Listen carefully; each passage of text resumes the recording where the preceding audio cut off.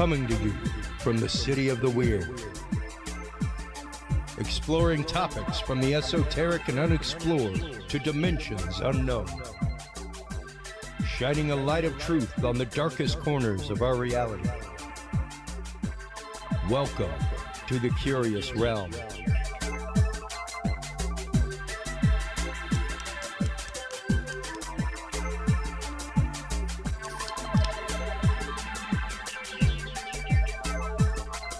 Well, hello everybody, and happy Tuesday night. Hello out there, barrel survivors in Houston. I hope all of you are doing okay. Family, friends.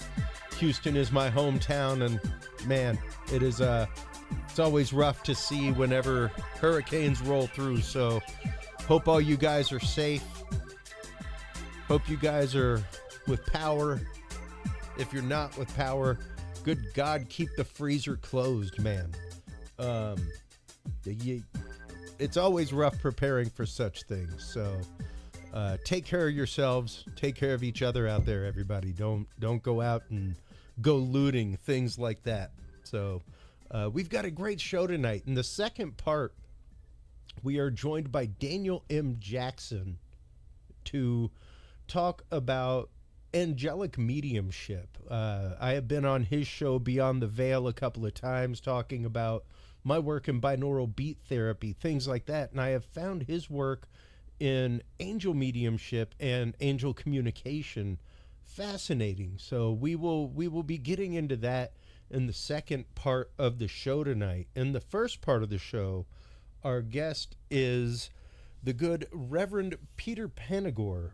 He is the author of Heaven is Beautiful. He is also an experiencer of near-death experience. We will be talking with him about his near-death experiences. You can find more about Peter at peterpanagore.love. Welcome to the show, Reverend Peter Panagore. How are you doing?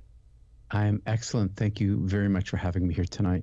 Absolutely. Thank you so much for taking the time. I'm so glad that we were able to get ballasted internet connection. Things have been popping on, popping off. Like I told you before show, Texas has had like an all-out internet outage. So the fact that we are connected right now is awesome.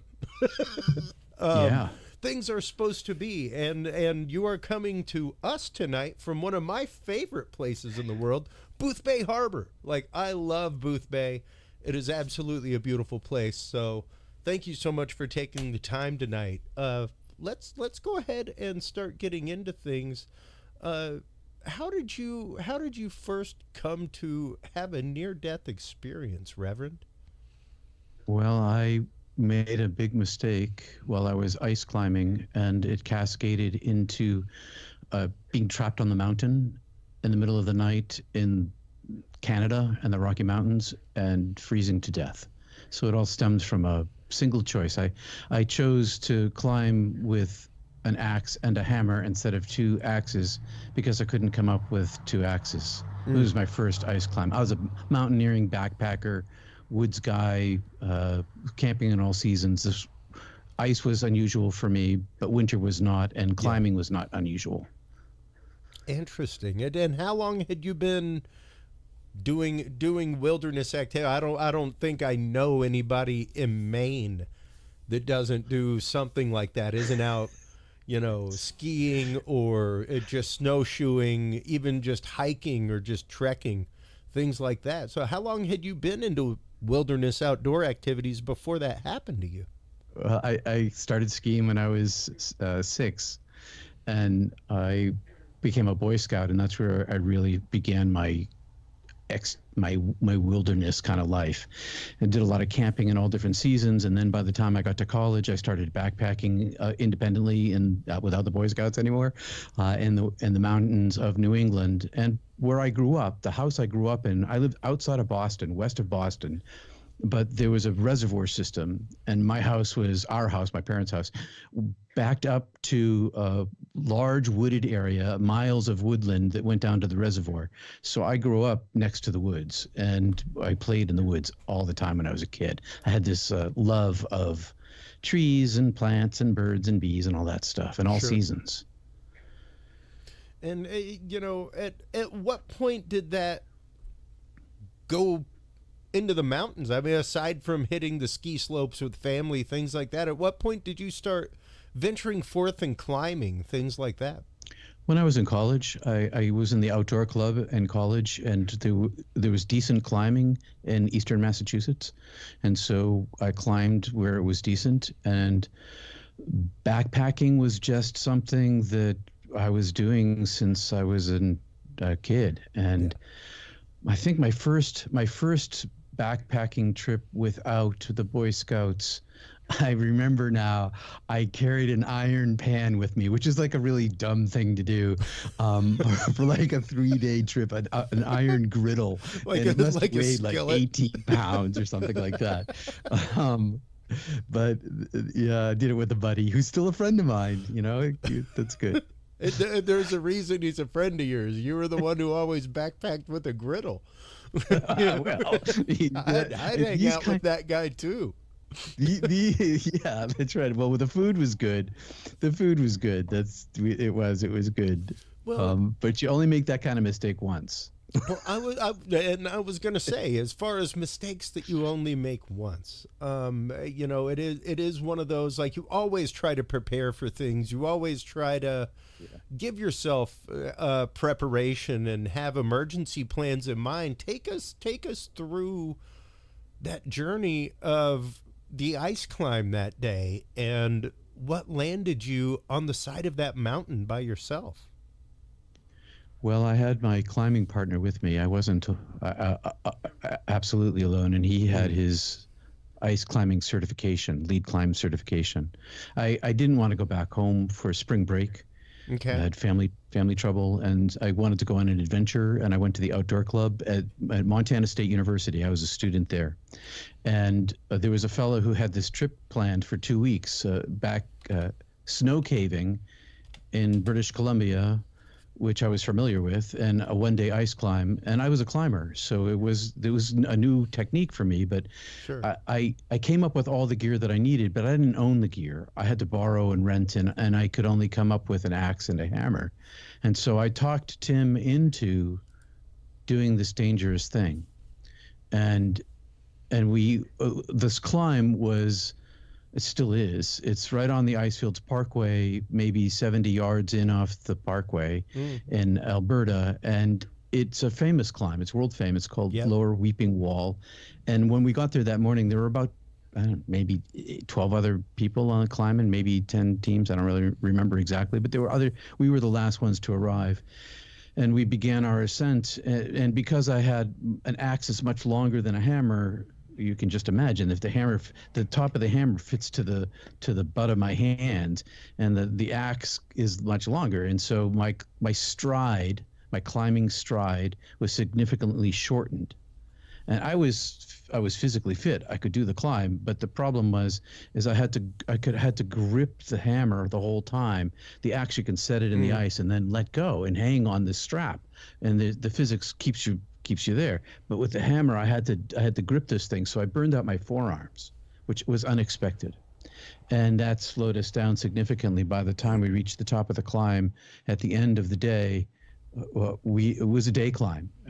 Nobody carried up tents with them or sleeping bags, or nobody had that stuff, because it's a day climb. So we got to the top of the climb at sunset, and the sun went down, and I'd been on the National Ski Patrol since I was in high school, and I was working on this mountain in Bozeman and as a volunteer. And so I was trained, and I knew as soon as the sun went down, the temperature dropped about 30 degrees, and hypothermia struck us almost immediately. I began with these violent shivers where all of the muscles of my body were just like racked and they were independently pulsating at their own rhythms. And my jaw was clattering, and I knew that because of my training that we were in real serious trouble. We were stuck on the mountain. Nobody was going to come and get us. We were either going to snuggle up and try to stay warm with each other's cuddled, but we weren't warm. So that wasn't going to work. So the only thing that we had to do, if we were going to survive, and that was a big question because we were pretty sure we were going to die, was to fight our way down the mountain in the dark. And that's what we did. And it was terrifying beyond anything I'd ever experienced in my life. And the great thing about Tim, so we had just done these days of snow caving, and we had adventures there too. I don't talk a lot about them, but we had some harrowing things happen to us. And I learned that Tim was Mr. Super Levelhead.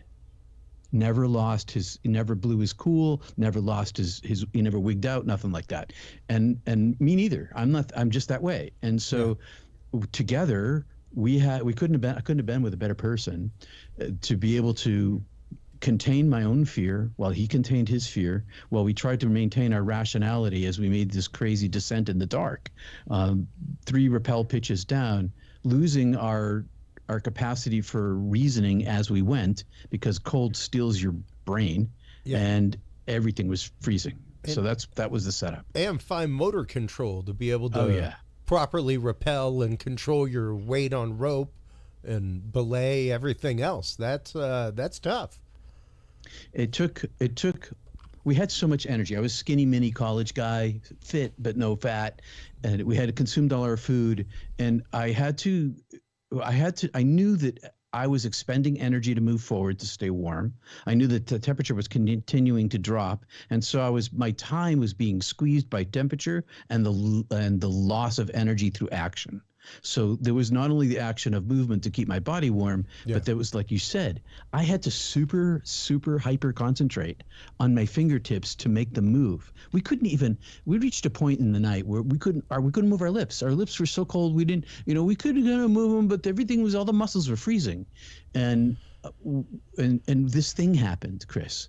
This thing happened where the willpower that I was using to maintain my containment of my fear and my hyper focus, suddenly I went into my hominid brain, like way down in my animal brain. This thing kind of popped open, and when it popped open, I became instinctual about my survival. I became an animal, and my rational mind was no longer, it was in control of my body, but it was no longer in control of my will.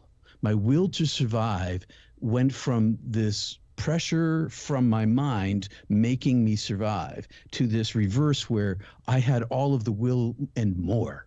My desire for survival was just instinctual. Wow. And at that point, what happened? Because I mean, you were with an experienced ice climber. You were an experienced climber, and at that point where willpower takes over logic, things like that, how did that react inside of your mind at that point?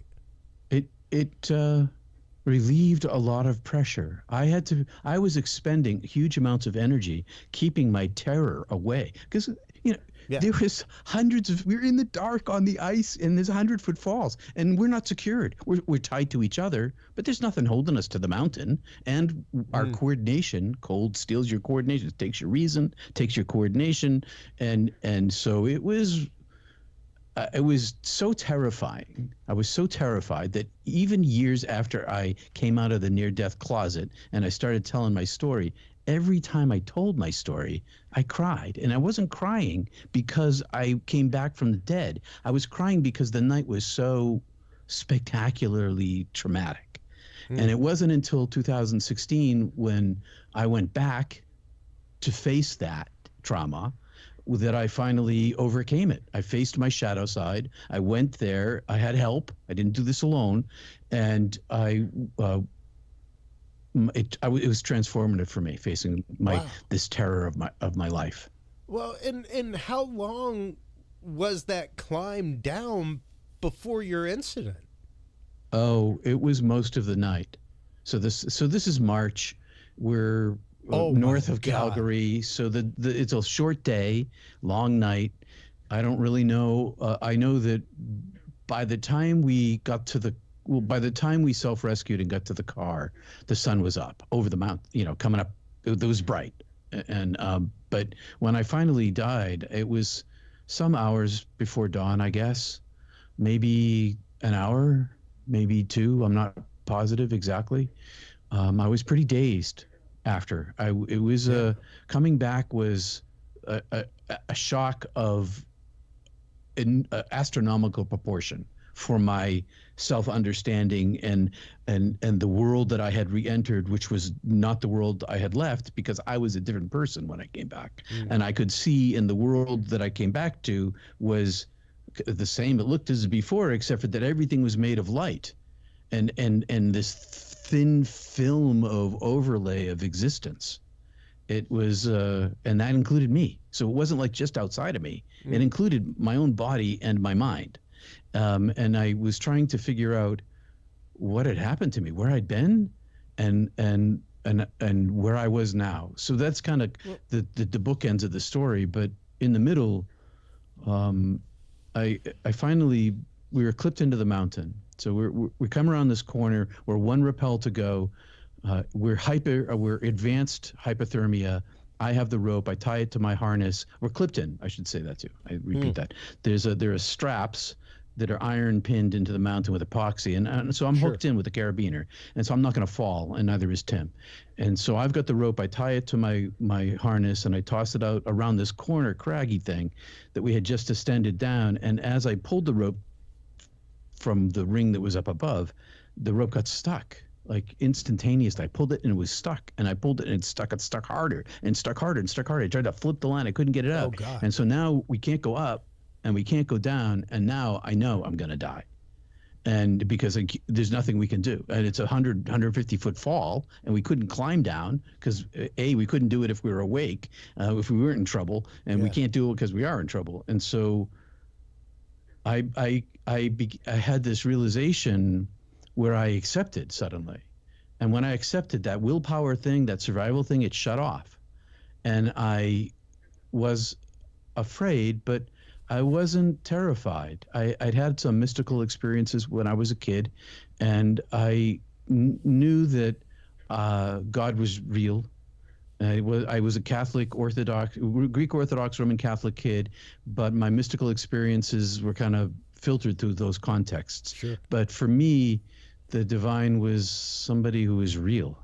And I started thinking about my parents and my sister who was missing and my parents' brokenness, and I accepted my situation, and this peace came on me, and I began to fall asleep. And then I finally fell asleep this last time. I fell asleep in collapse, fell asleep this last time, or I thought I was falling asleep this last time. Instead of the curtain dropping and like just like that, sleep, this was this slow closing of this black hole, the clear here, but black all around. And as it tunnel visioned down to no sight at all, I was like, what is this thing going on here?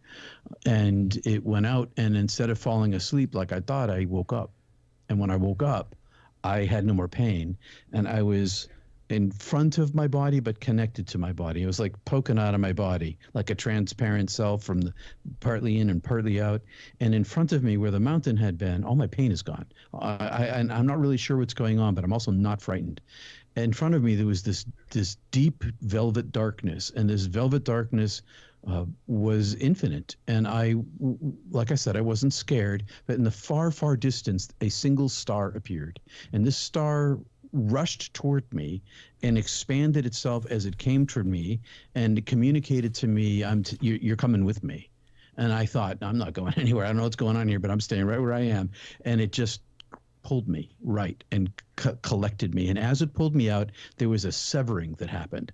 My soul, my silver cord was cut. My umbilical cord was cut to my body, and I was separated. And I was inside of this orb of consciousness being carried back up the way it had come. And it was communicating to me all power and comfort, all comfort and welcome. And it was entangled. And it was in these two places at once. It was this angelic consciousness of hyper-intelligence. And it was also the fullness of the majesty of the glory of the nameless, unconditional love, infinity. And I could sense that these two things were a portion of each other. But this one that I was in was somehow specialized to me and limited for me. And as it carried me up, I had a body shaped like photons, like a light-shaped body. And I was superpositioned. So I could see myself from the outside, from like a God point of view. I could see myself as this light body inside this consciousness being carried up through this darkness to heaven. And when I looked with my light body self at the eye of God looking at me, I couldn't see it, but I could see that I was seeing it inside myself. It was weird. And I could keep going. I'm going to stop, Chris. I know you want to have a conversation, and I could just keep going. So I'm going to hang out here for a second. Please keep going, because it's experience, and that is where it begins, Reverend. Is because that's what changes us. That's what changed you metastatically into what you are now. Yeah, it sure did. My whole life turned out completely different. So I'm being carried up to what appeared to be an edge, where this star consciousness first appeared and came rushing toward me. And at that point, at that edge, there was an unfolding, and I popped out, or it grew. I can't see. There are parts of my NDE I still can't see. And they sometimes come to me and over the decades, but this part is still a little blind for me. And so I'm in this darkness, and this darkness is the size of the universe. And only there's nothing in it. There's no galaxies. There's no light. I am by myself, and it's this deep eternal darkness, but it's also like weirdly illuminated, because I can see. I have 10,000 eyes, and I can see in every direction at once. And I can see the vastness of this space to an edge of darkness into which I cannot see, which I can't penetrate. Wow. And I am in contentment, and I am a gigantic. My thinking is my being, is my character, is my person, is my emotions, is my I am one thing, and I know myself. This is me. And now I remember me. I never was that thing, that human. I've always been this. And so I had this immense contentment. And as I'm looking in all of these directions at once, at the very edge of my vision, in this deep, deep darkness that it was impenetrable to me, where infinity began, I still had some kind of finitude to myself, because I couldn't access the infinity itself. And the infinity opened, and out of this darkness poured this light. And this light wasn't like light; it's uncreated light, and it's pouring forth, and it's beautiful beyond description. And it's white, and it's simultaneously all of these other colors, a billion different colors, individual pixels of radiant energy that are all interconnected, and it's one light and color at the same time. And it's the most beautiful thing I've ever seen, and all I want is it. And so I have this desire for it, and as soon as I want it, I am next to it. I'm like, whew, thinking is movement. And so I get to this space, and it's right in front of me, and it has fluidity, it's flowing. It's like iridescent fish scales. And it's beautiful, and it's radiant, and I want it. So I touch it with my consciousness, and as I touch it, it opens me and pours inside of me and pulls me into it all at once. And then all of these things happen. I'm in timelessness too. I should say that. And everything that I'm saying right now is all metaphor, because I had no body over there. I was not a physical thing. I had no brain. There were no molecules. There were no neurons, or none of those things. The memory, I didn't have any capacity to remember my life, because I didn't have a brain. I was what I was. And did you have any communication while you were over there? Did you meet anybody like many people say? I didn't. No? I met the divine, and in the divine was everything. I ended up in what's called a state of union. I went through these levels of experience where I saw myself in these sort of like a closer, like those Russian dolls. I saw all these different levels of myself. I experienced all these different levels of myself, including my human form, this light form, this expansive form. I went through purgative fire of divine love, where I faced all of the bad things I'd done in my life and felt it from the other person's point of view, accepted the love that was on offer for me, just was always being spoken. I saw I experienced incarnations, my previous lives. I experienced the soul of myself that is higher than all of my incarnations. I experienced another level of myself where I was one of these pixelations of light that was superpositioned and entangled with the great field of light, and I was also this unity with this light, which was beauty and love and truth and joy and understanding and knowledge and all these other things. So I had this, and inside of this was everything. Yeah. So I didn't meet any individuals, but everyone was there. It was like, but not like persons, but like I don't know how to describe it. There was nothing lacking. Yeah.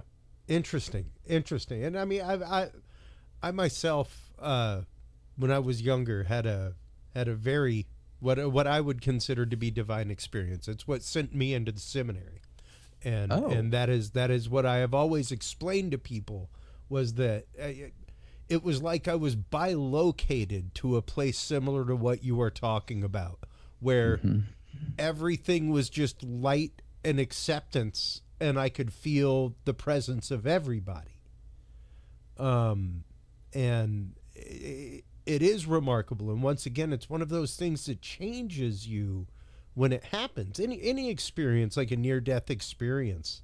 And one of my favorite guests that we talk with here on the show, our friend Mindy Totfest, is one that I had a couple years ago gone to the IANS, the International Association for Near-Death Studies, and sponsored their conference. Fantastic conference.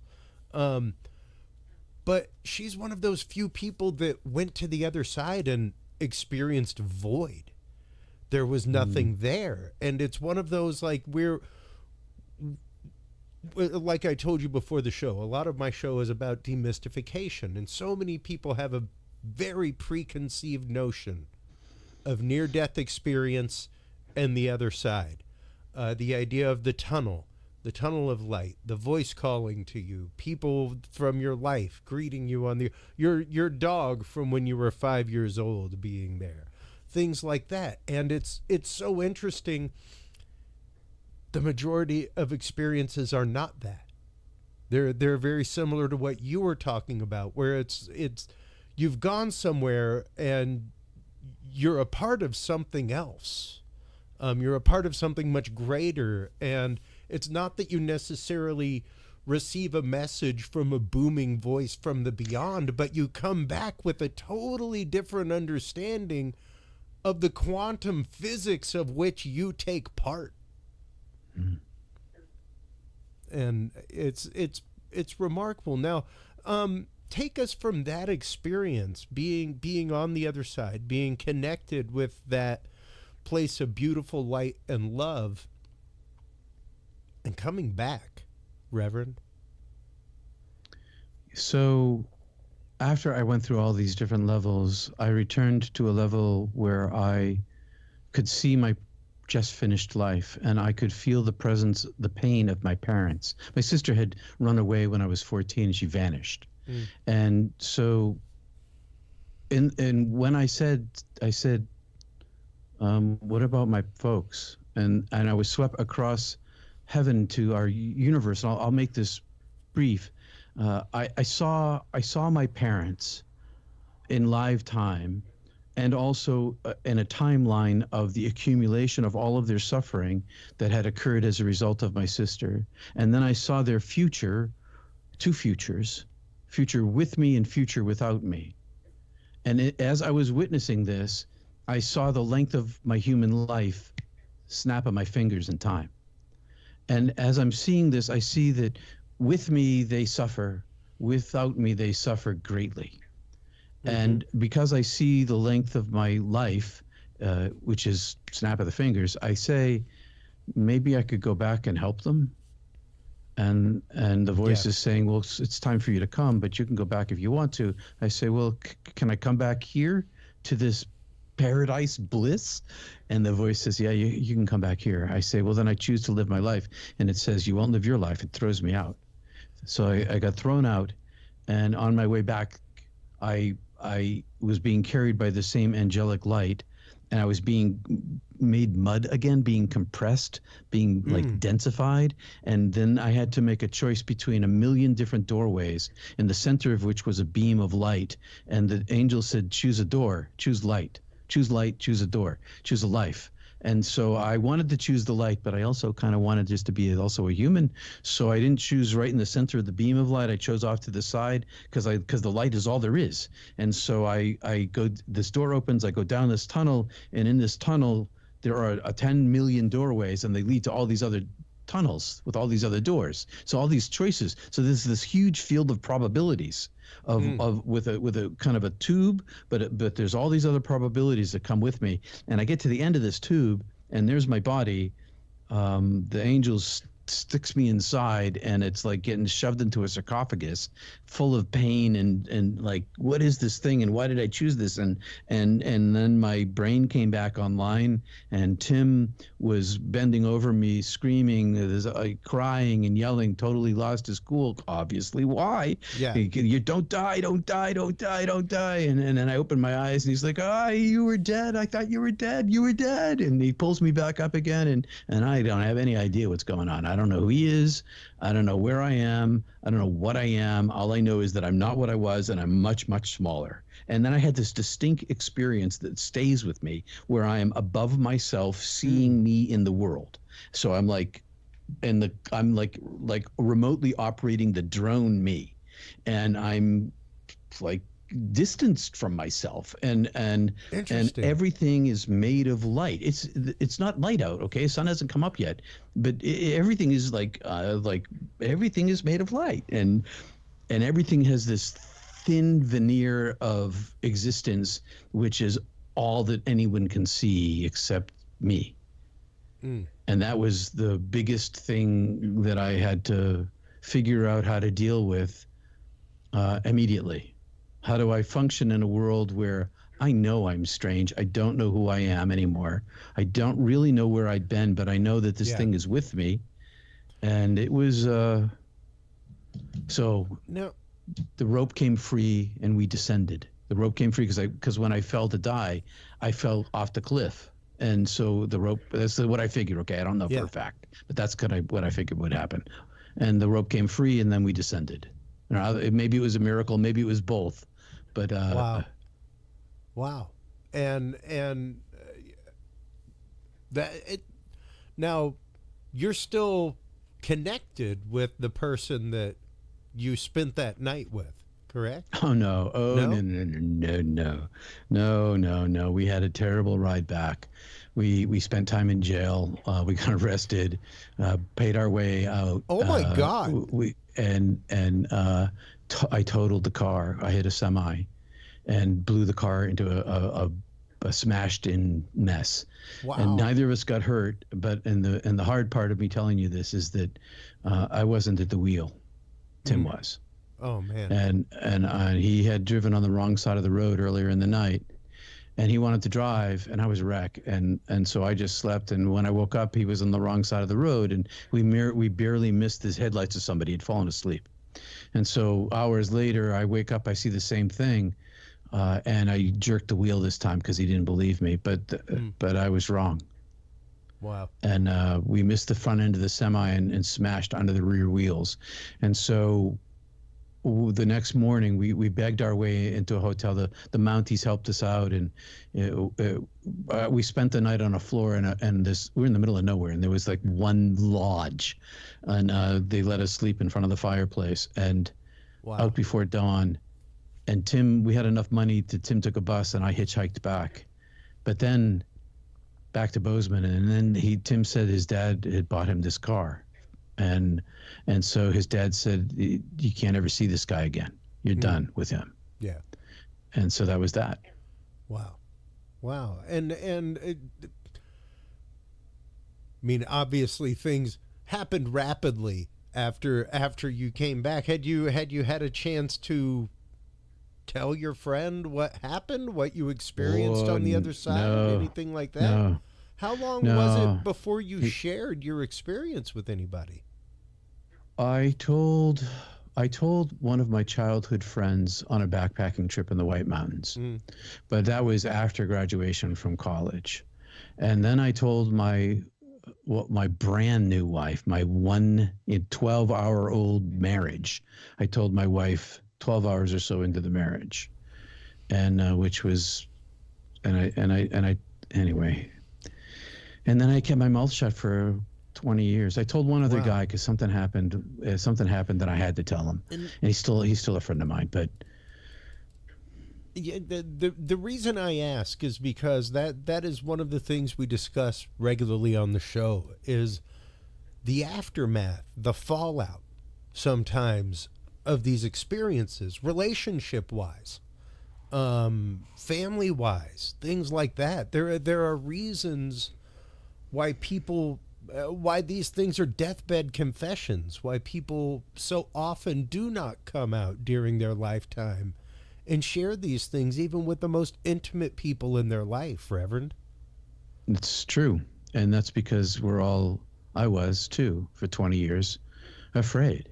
Afraid of judgment, afraid of being ostracized, rejected, lose my family and friends. Oh, Peter's crazy. I come from an intellectual family, artists and professionals, and if I came out, but even so. Well, even long after I came out, my dad and my mom, they still don't know.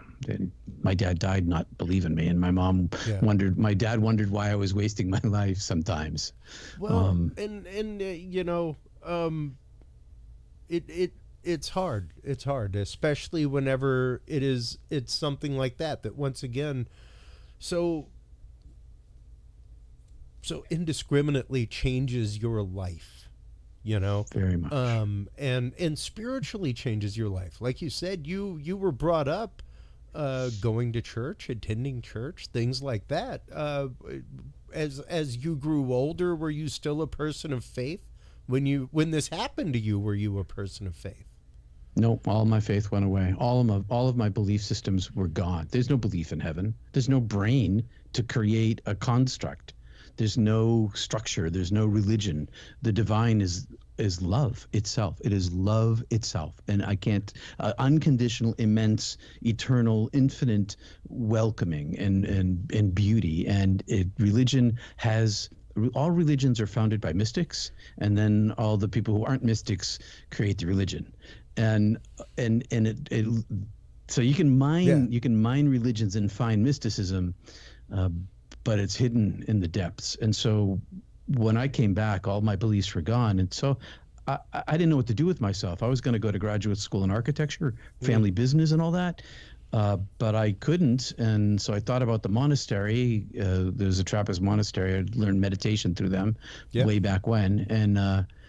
And I decided, well, before I joined the monastery, I should probably study some. So I went to divinity school to study mysticism, which isn't really something that they teach. But at Yale, there was classes all across the university, and I had a sympathetic dean who gave me a 3-year independent study with her to study mysticism. And then she found money to pay for a professor for me. She's still I still talk to her. She's like 96, and she's still got her marbles, so she's great. And so I found in the ancient literature people like me. And so even though I was absolutely alone and told nobody at the divinity school had any idea. I'm doing my yoga in the chapel, when nobody's there, and they're all like, what is this guy doing with the yoga thing? And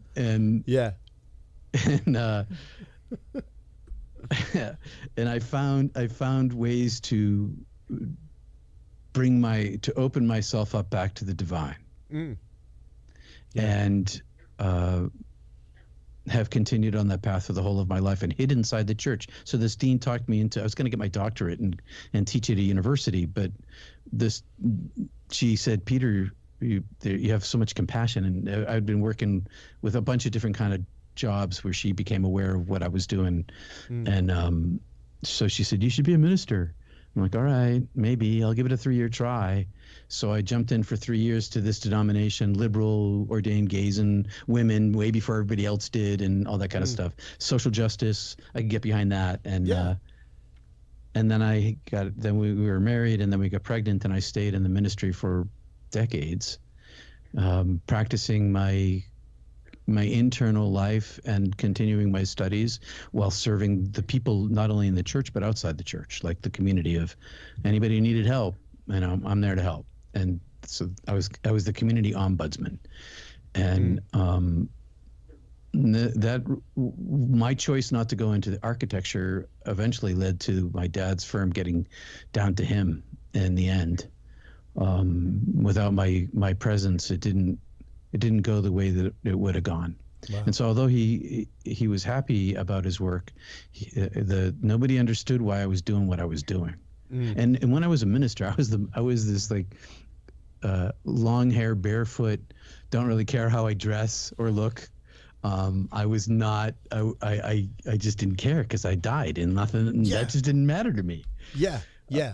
What you're wearing on the way out the door kind of becomes a tertiary thought in life at that point, you know? Yeah. So I got in a lot of trouble for that in the beginning, and then because of my near-death experience, I have a level of, well, I'm not afraid of dying, and I know you can't kill me, and I know that this is only one of my lives, and I know that even those lives that I had lived, those aren't me either. That I am this other. I am light. I am my original self, and that, and so it gave me kind of a superpower in ministry, because I could enter into situations where others would not go without fear for myself. Now my wife wasn't too pleased about all this stuff I was doing, but I did stuff helping people that was unusual. And so the ministry that I led involved, can I swear on the show? Can I? Lightly. So I was a spiritual tush kicker. Okay. I was a spiritual tush kicker. That was my role in the church. Kicker's all right.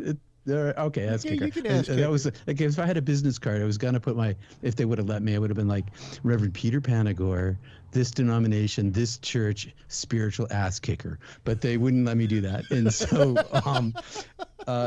I got called to these churches that were deeply, deeply wounded over many generations. And I helped heal these two churches on this island off the coast of Maine. And then I went to this other church, this swanky resort town where I still live, Boothbay Harbor, Maine. Okay.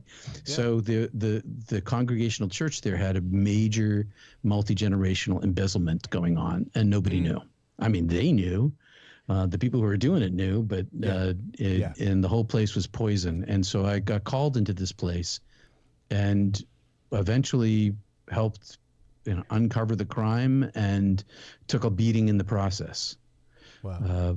And in the end, when it was all over, it took like 9 years. It was awful, and it was made statewide news and all sorts of stuff. So in the end, swinging around to the faith question, after it was all over, I was climbing in the pulpit one Sunday morning. After the perpetrators, one went to jail, and the others who protected her were like stripped of their social rank all over town and kind of marched out, not just out of the church, but out of society, and they lost all their power. And when this was all completely over, the deacons sent an emissary. Peter, we're so sorry we put you through this. We didn't believe you. We didn't know what's going on, and we're so grateful that you went through this with us, and you must have a lot of faith. And I'm like to myself, okay, I should tell them today that I don't have any faith. I think if I'm ever gonna come out of the closet, today's a really good day, because now they see me do all this stuff, and now I can finally tell them how I did it, which was that I didn't have any faith at all. I know that love is real. I know where I'm from. I know where I'm going, and it's not like I can be talked out of it. Yeah. Yeah. So I told them, and that's how I came out. Wow. And how long ago was that? That was before 9/11, so it was like probably it was just before 9/11. And then I got then I was done with church, I'll tell you. I was like, I'm out of here, baby. I can appreciate. I normally say on the show, I'm a recovering Catholic. You know, I spent years teaching, you know, CCE and, you know, things like that after teaching spirituality. And I still follow a fully spiritual path, and I talk with my God every day, you know? Yeah. And it's one of those, yeah. If that is what you need to do to experience the divine, more power to you, you know? Yeah, I was burned out for sure. And I can appreciate that. I can appreciate that. I went into TV. It's kind of like why people stop being teachers. It's normally not the kids, it's the parents, you know? Most people who stop being involved with churches, it's normally not the parishioners. It's the people involved with the church that wear you down. And it's interesting because that in and of itself can once again kind of PTSD you in a spiritual way. You know, did you find that any of that was reminiscent of your experience of near death? No, not a drop. Not a drop. There was no the funny thing is that the more that I was being wounded by the powerful people, the deeper I dove inside myself. So the deeper I dove inside myself, the stronger I became. The stronger I became, the more capable I was in the task that I needed to do. It just burned me out. And in the end, I didn't need the church for my spirituality. I carry it with me. It came back with me. I was happy to help people, but I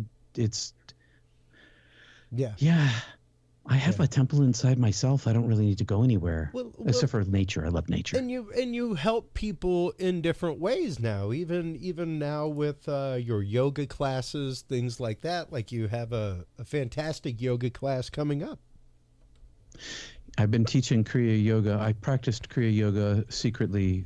Before I went to divinity school, I read the Yoga Sutras by Patanjali and Paramahansa Yogananda, Autobiography of a Yogi, and I was looking for techniques in order to deepen my interior world because I knew that there was a way to do this. And so I began the Kriya Yoga practice. And then about 4 years ago, I started this small class.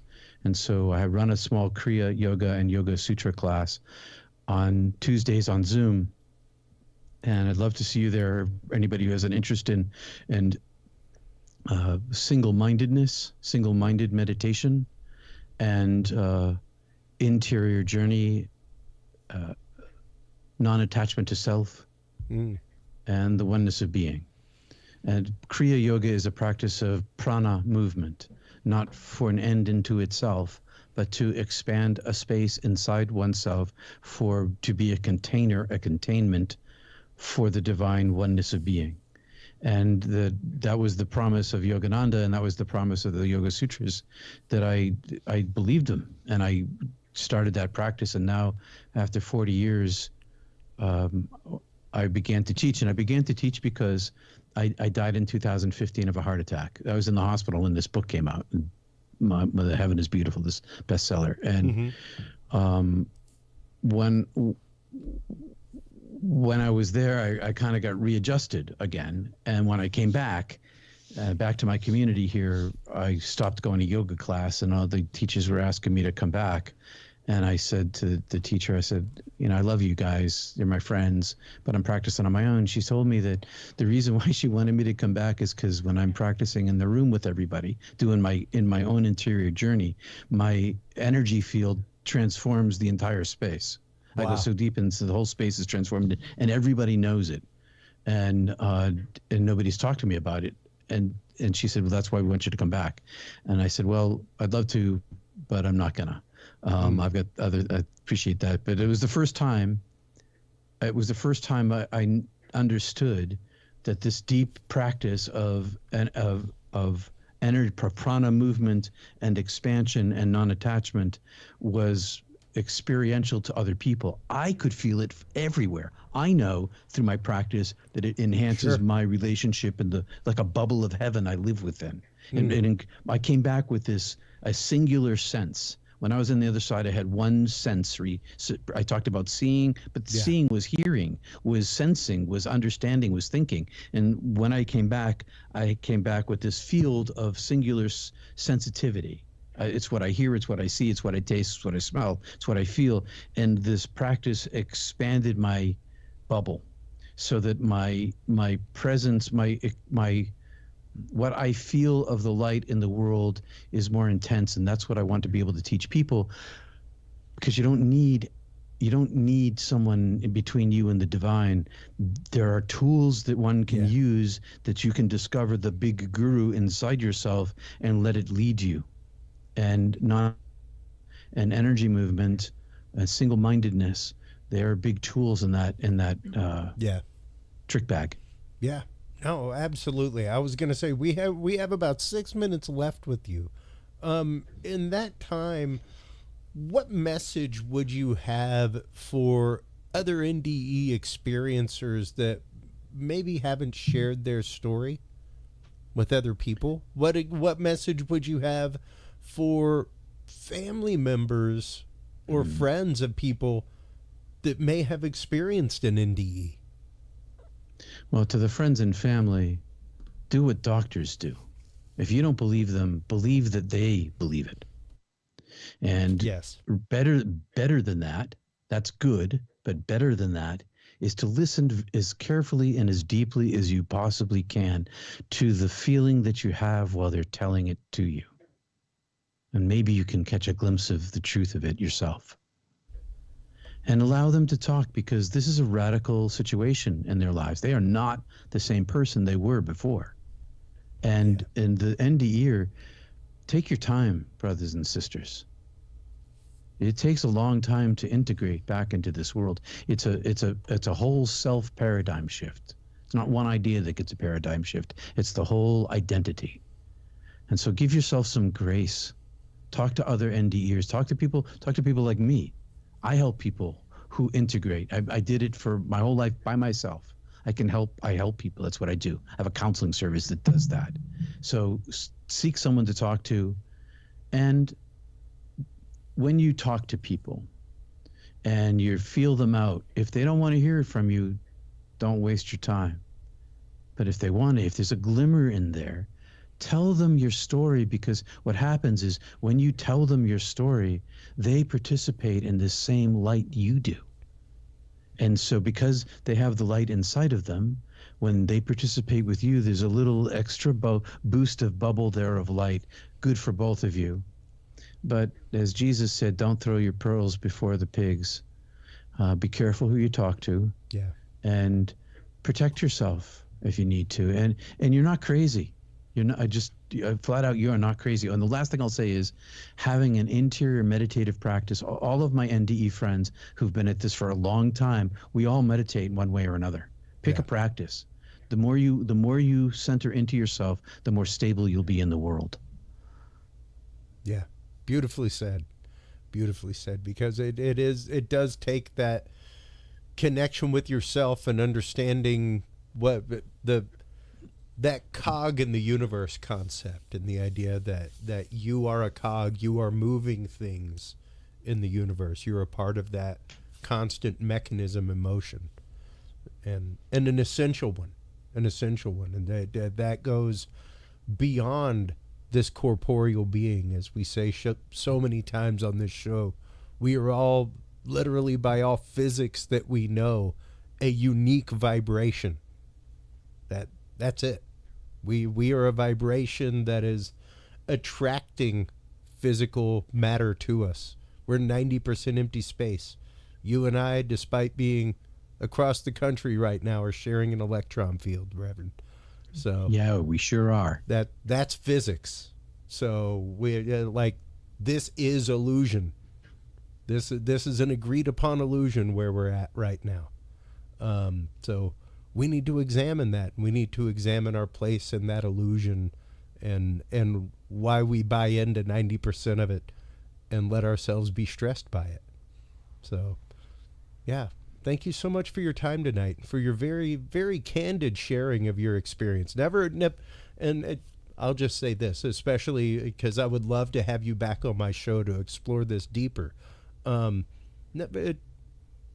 Never hesitate to share your experience unabashedly on this show. I don't care if it takes the entire guest segment for you to share your experience. That is what even science begins with: observation and experience.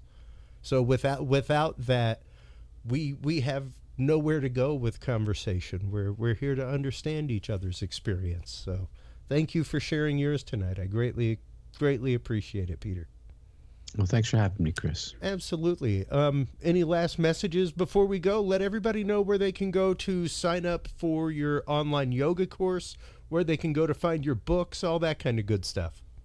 You can find all links at peterpanagore.love right there at the bottom of your screen in that crawl. peterpanagore.love. All my links are there. Books are at Amazon, Barnes & Noble. It's been acquired for a movie, and we're working hard on that. That's going really well. Awesome. And love.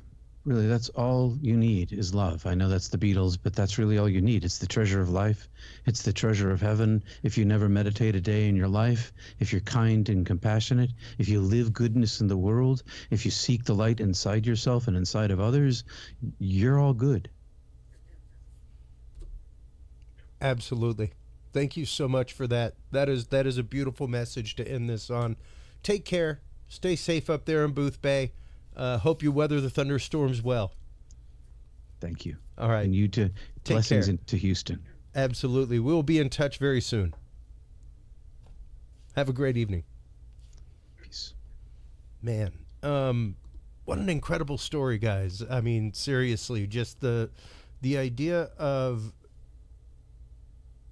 being there with your friend and slowly seeing things slip away, move away, and coming back. And once again, the idea that we often do not share these stories with those that we're close with. We don't share them frequently with family, with friends. Even the idea that their experience back down the mountain after something that you would think would bind two people together for all eternity, going through that. The experience coming home drove them apart. So they didn't have a chance to decompress that, to talk about that with each other. So incredible story. I cannot wait to have him back on. While you are online checking out everything from Peter Panagore, everybody, make sure to stop on by Curious Realm. Curious Realm is where you can like, follow, subscribe, share, all that kind of good stuff.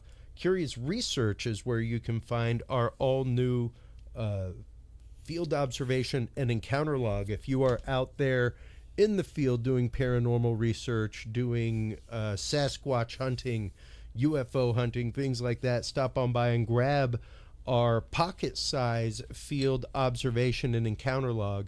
Fits right in your back pocket. You can put all of your data right there and share it with your local science groups. So when we come back from this message, we will be joined by Daniel M. Jackson.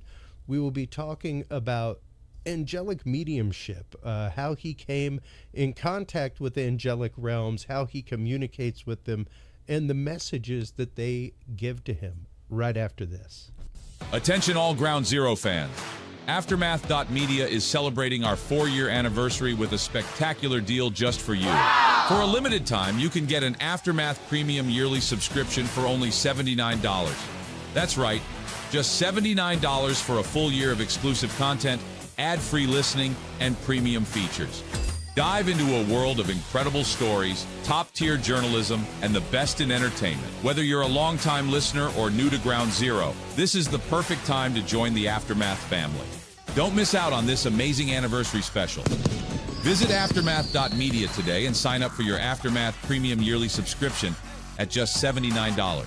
But hurry, this offer won't last long. Celebrate with us and elevate your media experience to the next level. Aftermath.media, the ultimate resource for parapolitical and paranormal fans. Visit Aftermath.media and subscribe today. That's Aftermath.media.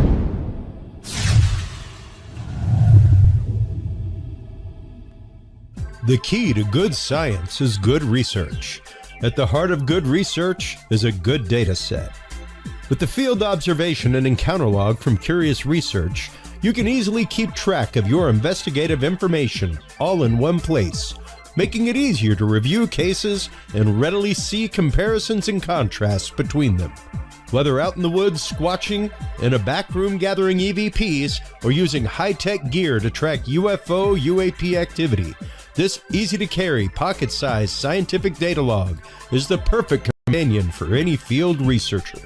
You can find your copy of the Curious Research Field Observation and Encounter Log at Amazon.com or visit the official Curious Realm store at curiousrealm.com/store to reserve your copy for yourself, your family, or a mind that you want to open.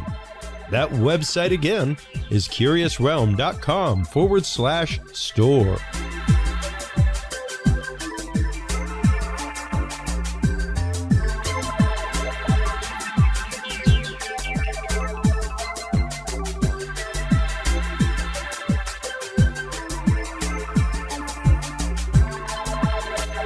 Well, hello, everybody, and welcome back from that short break. Thank you so much for staying tuned. And of course, thank you so much to our sponsors, especially WebWorks Wireless. If you are a streamer like myself, if you have kids that do any kind of online streaming, online gaming, specifically if you have kids that like to do that at your camp, stop on by and check out WebWorks Wireless, folks. WebWorksWireless.com is your choice for high-speed internet for all. No data limits, no throttling, no credit checks, and no contracts.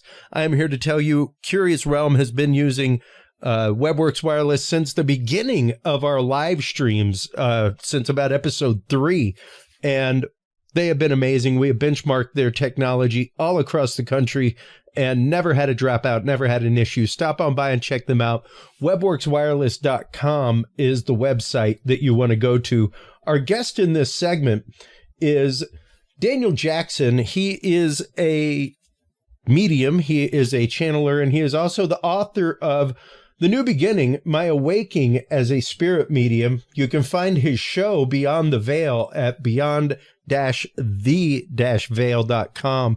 I have been on his show a couple times. He's always fun to talk with. Welcome to the show, Daniel Jackson. How are you doing? I'm doing great. How about yourself? Doing fantastic, man. Awesome. I was just recently on your show talking about vibrations, things like that, paranormal, esoteria, all kinds of things. And I brought you on the show because, you know, we don't talk about mediumship enough on this show. I talk about remote viewing and talk with people like Lynn Buchanan and Angela Thompson-Smith, all kinds of stuff.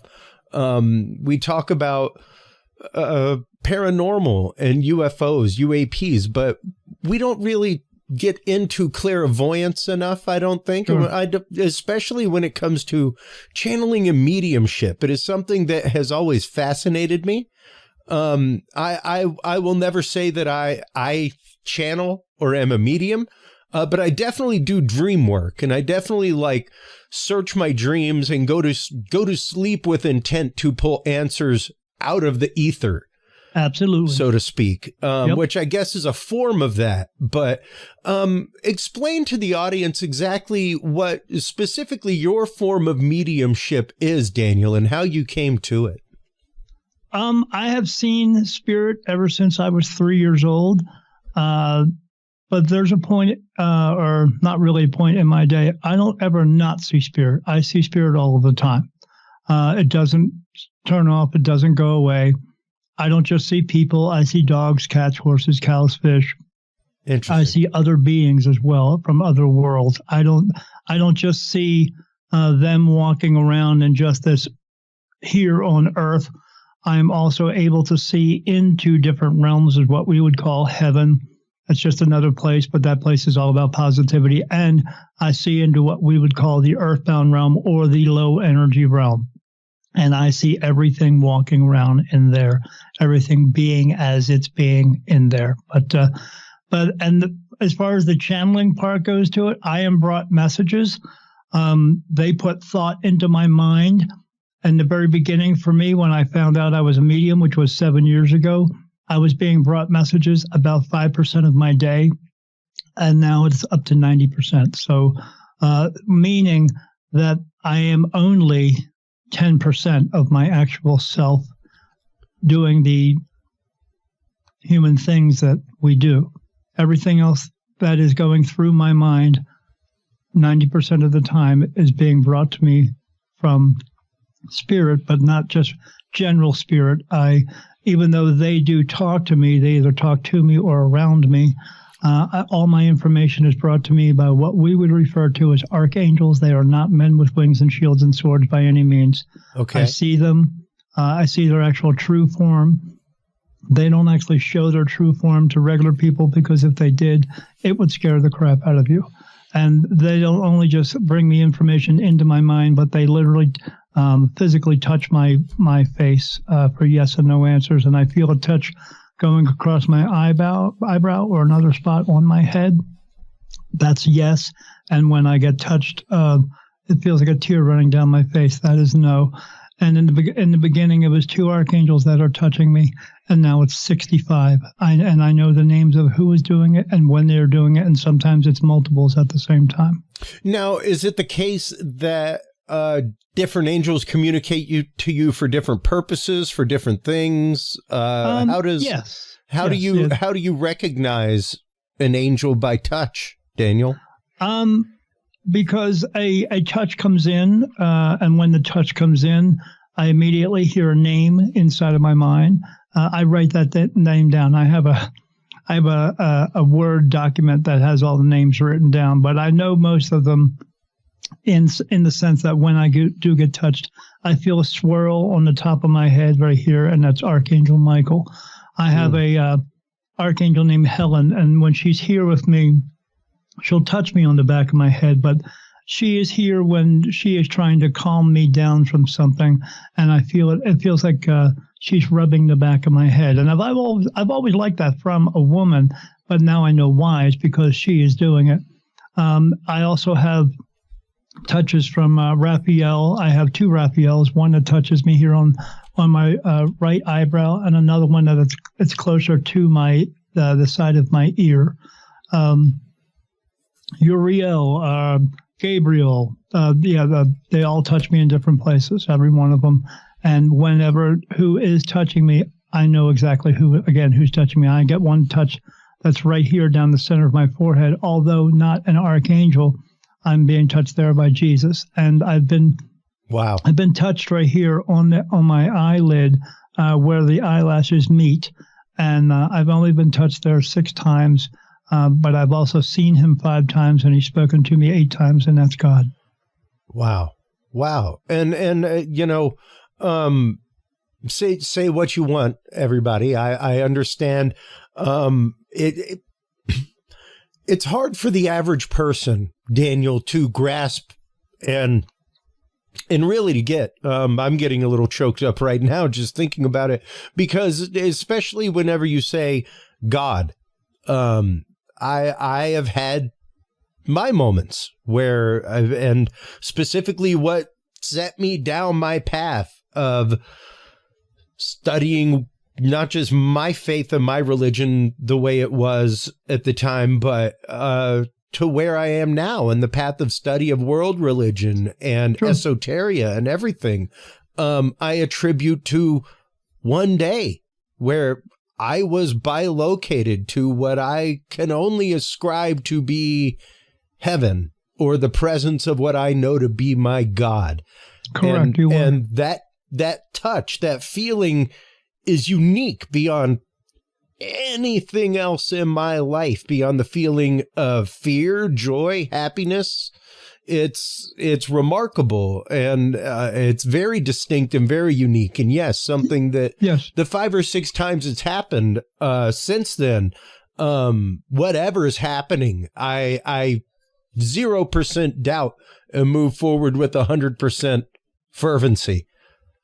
Like I just listen to it and move. Yeah, and the archangel that is telling me right now that everything that you are telling me is the truth. I'm being touched right here by an archangel we refer to as Gabriel. Wow. Okay, and the fact that I'm also being told that Gabriel had something to do with bringing your consciousness there. And he was the vehicle for that.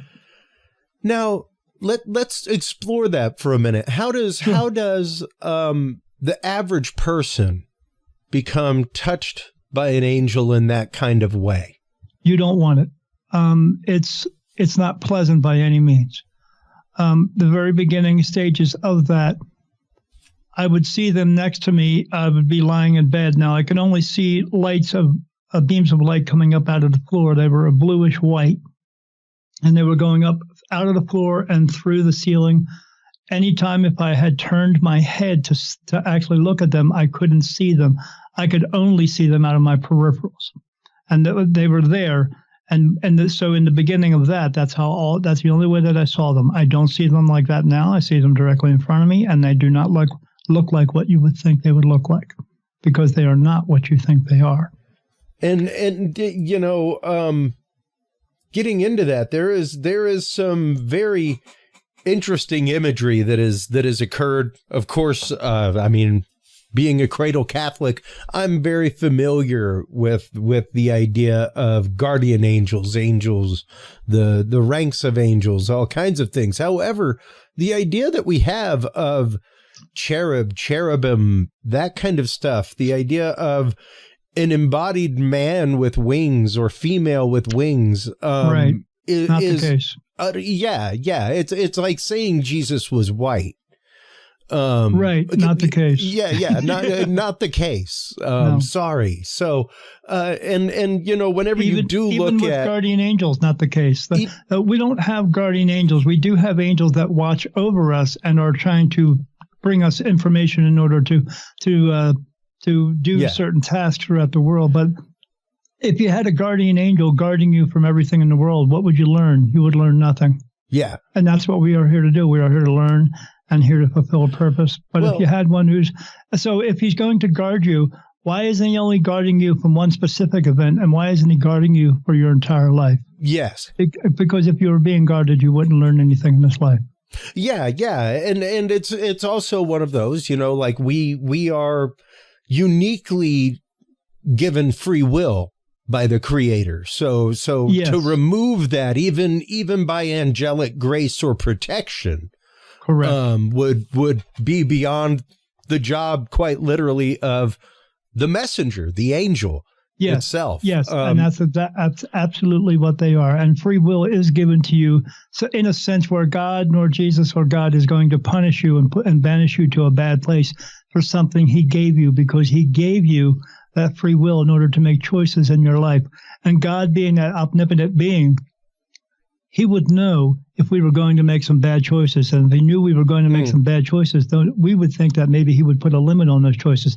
But he didn't. So he gave us free will to do everything so we can make all possible choices for our life. So you're not going to be made an example of, nor are you going to be punished for making those choices. That's a lie. That's a lie brought to the people who want to tell you how to live your life the way they want you to live it, and give them 10%. And how do they know about 10%? Because the people who wrote those scrolls and books were kings and queens. That's how.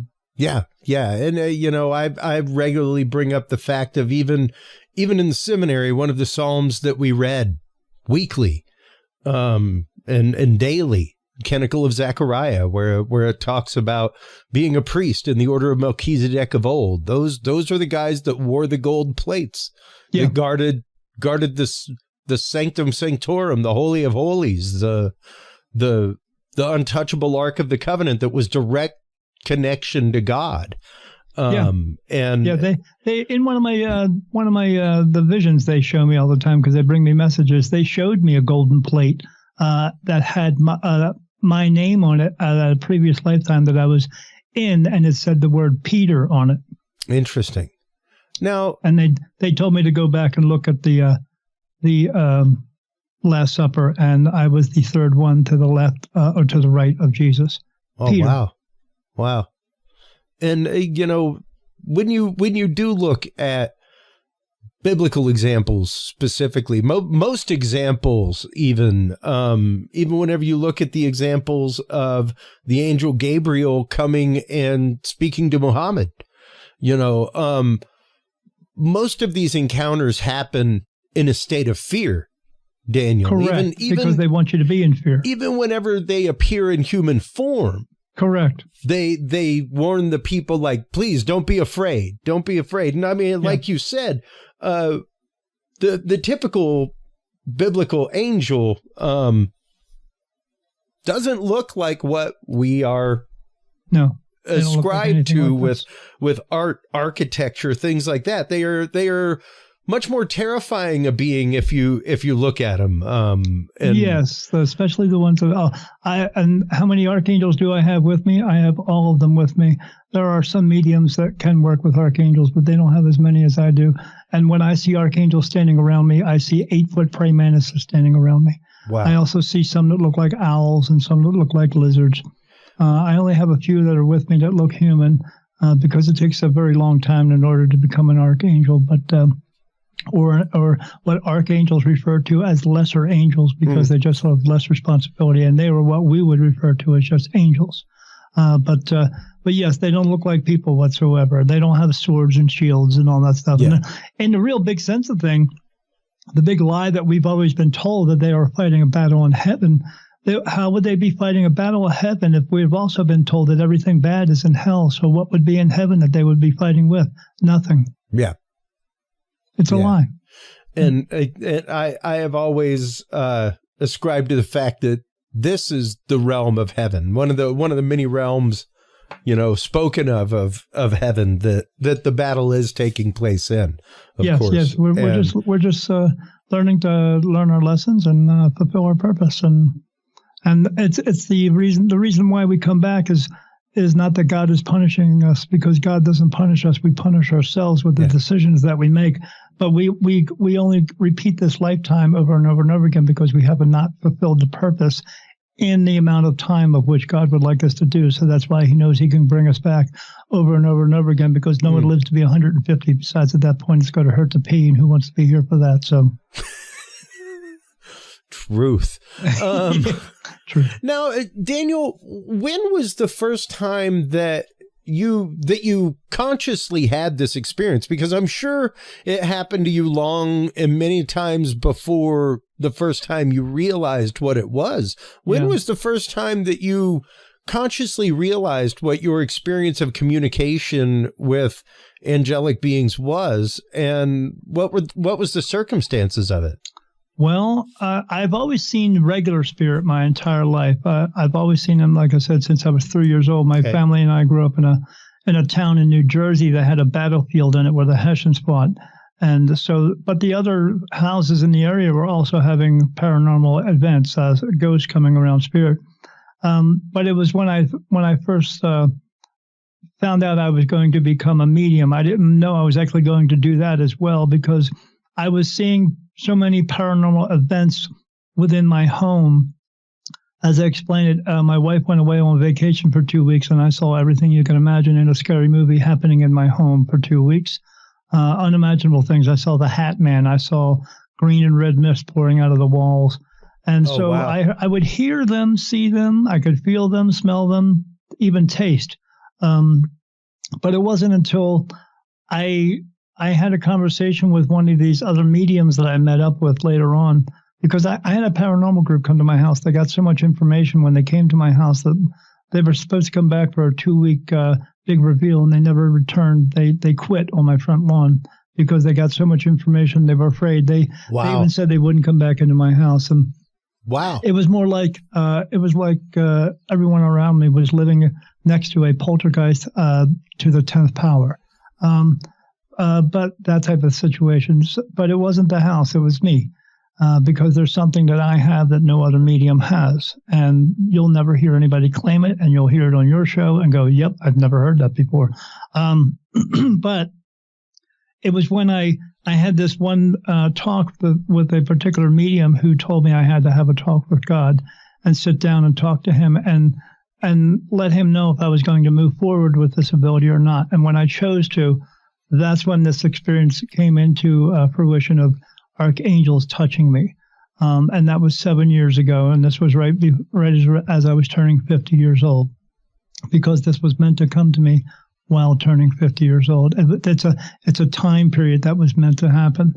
But that touching sensation would be at nighttime. I would see them around me, and I'd feel these cold touches on my skin. And what they were doing was they were working on my soul so that I could see them, hear them, feel them, smell them, taste them, communicate with them on a higher level, the highest of level, because it is archangels, and not everybody can do that.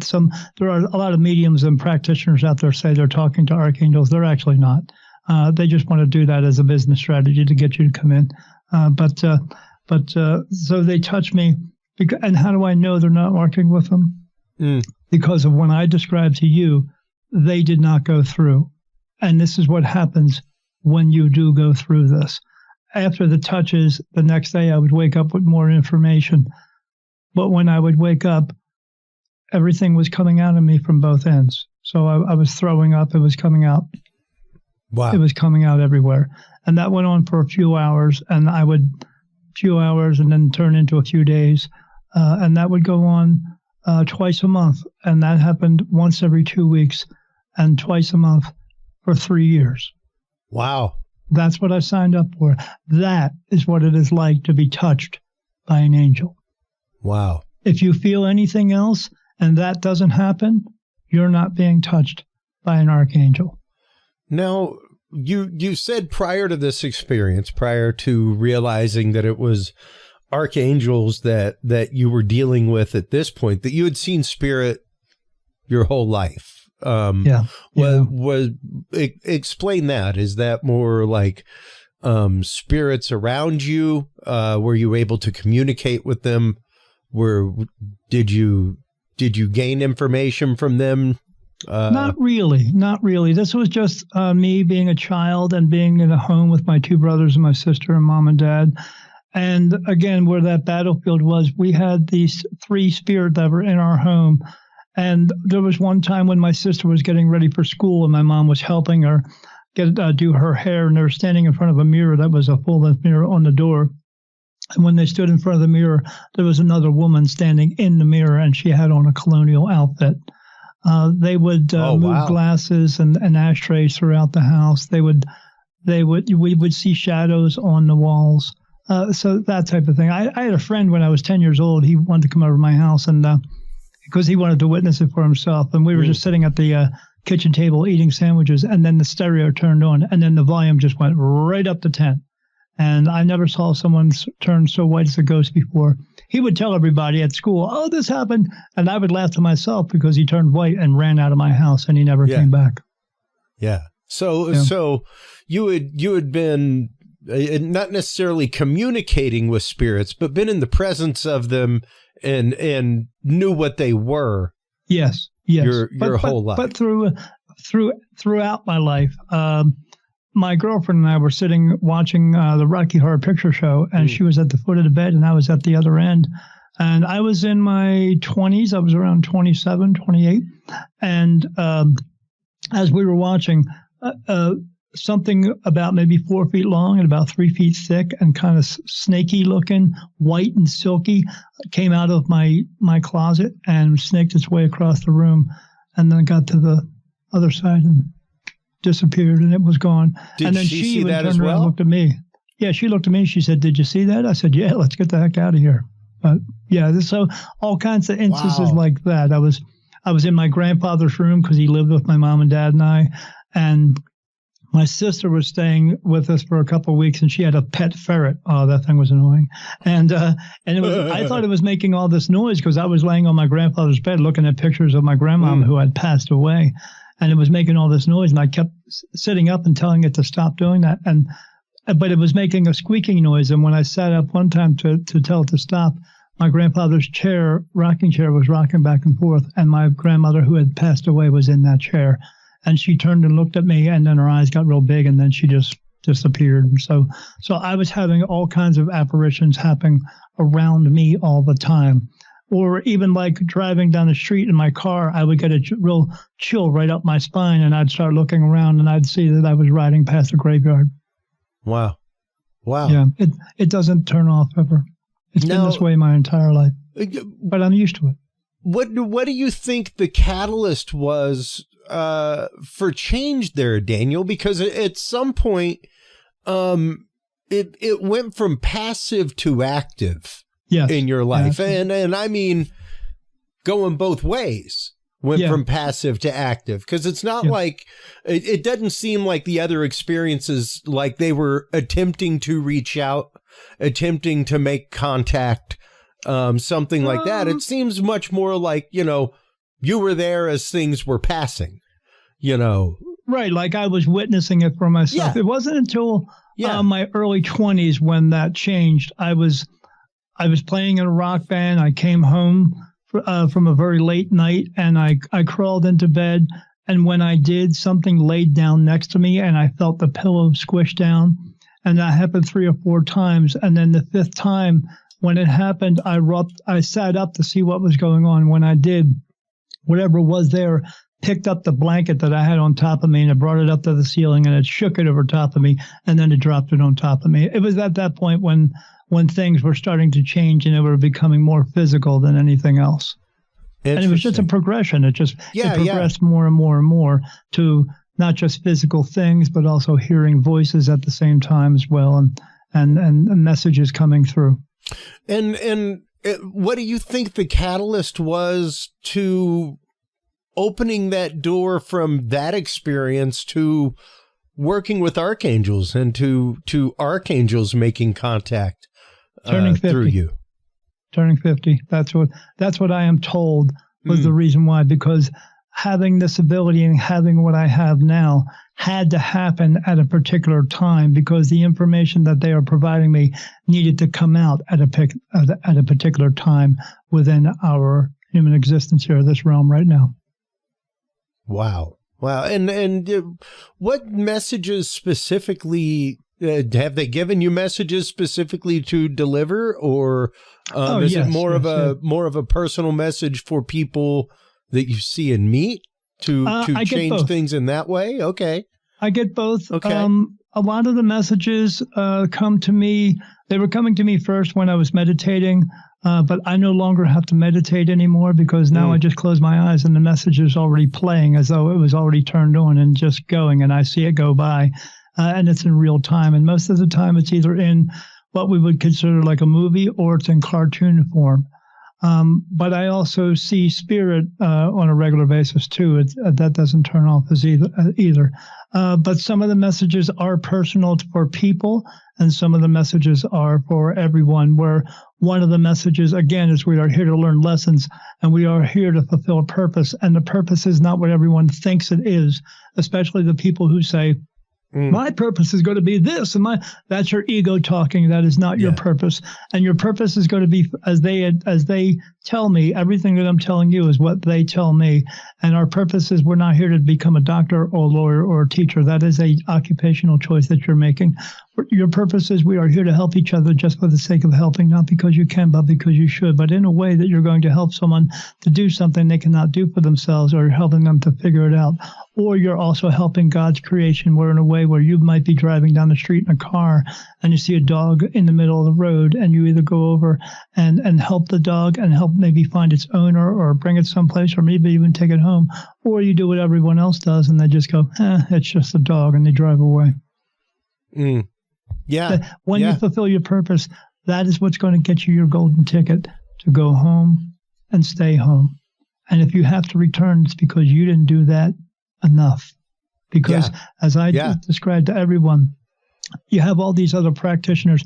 The other practitioners out there don't like me because I'm challenging to them, because I don't go along to get along. I'm not rainbows and unicorns and everything is love is light. I'm not about that at all. I'm about reality and realism. And the thing about that is, you're here to fulfill that purpose, and that's what you're here for, and that's why you keep coming back over and over and over again. And they just, they just don't get it. Again, because they go along to get along, and I'm not about that whatsoever. We are here to do things but we are here to do things together, because if it's not all about me, and taking 1,000 selfies and putting that on Facebook or anything, because if you're doing that, you have a self-esteem problem. Go get that fixed. But what is going on here is we're meant to do this together, because we have always been in this together all the time. It's not all about just me, because if that were the case, there wouldn't be 7.5 billion of us.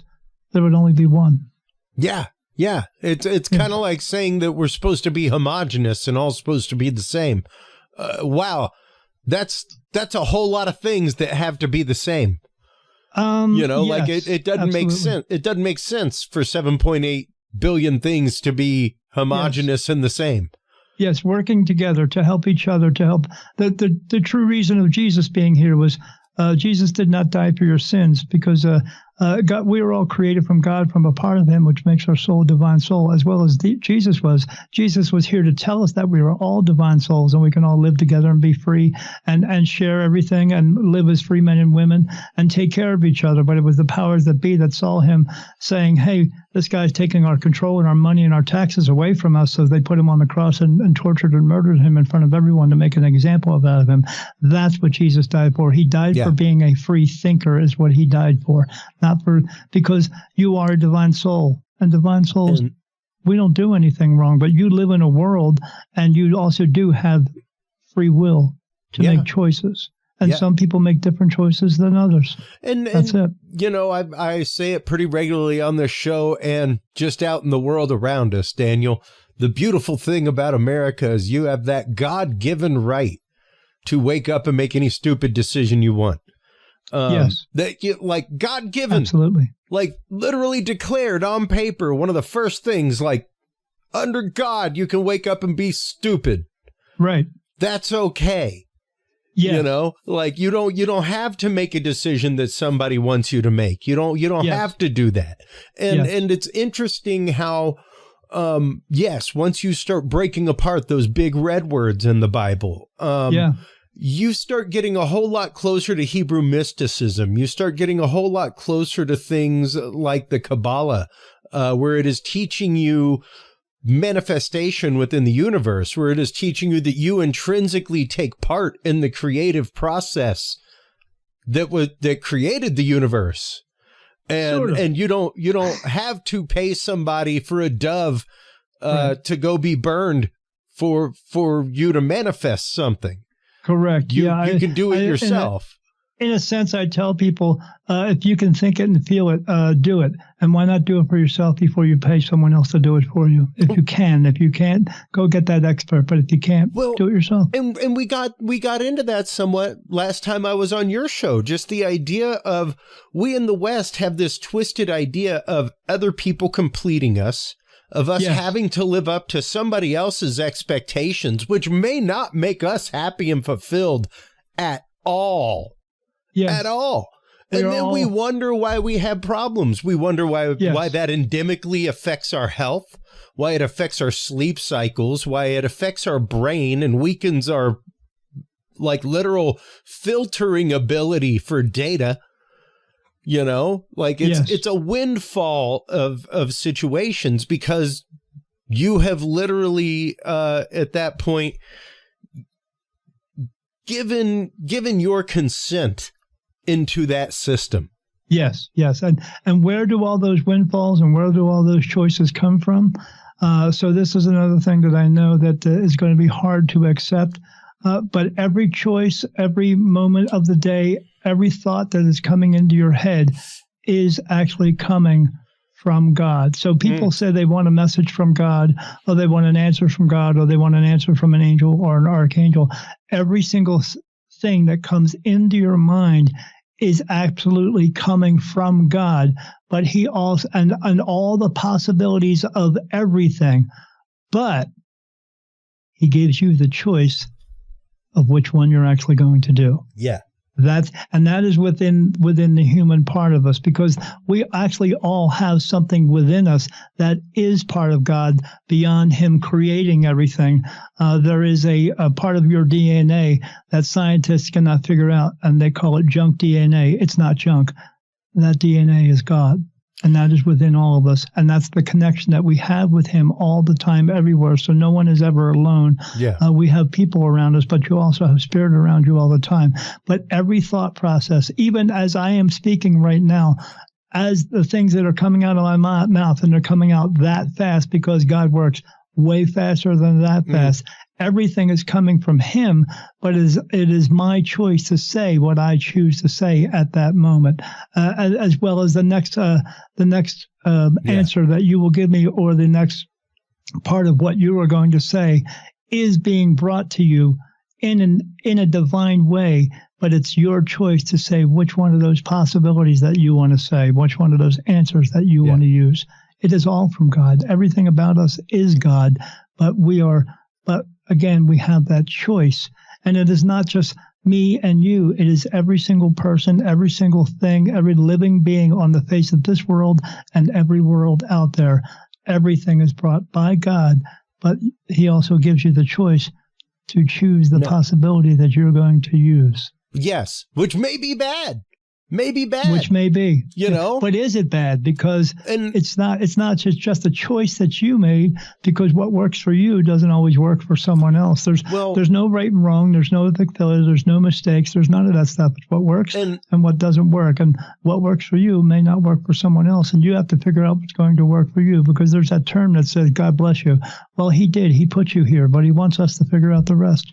Well, and, yes, that's exactly what I used to teach the children that I taught spirituality and religion to in 7th and 11th grade, is like, hey, you can pray to God all day long for him to help you pass your geometry test. Right. What he wants is for you to study some geometry. He wants you to do the work. He wants you to do the work. Is what he wants, because you've got this. And I used to give them all a slinky the first night of class, and they would all have a slinky on their desk. Don't touch the slinky. You can't play with the slinky. Right. And when you finally could, you could only hold it in your hand.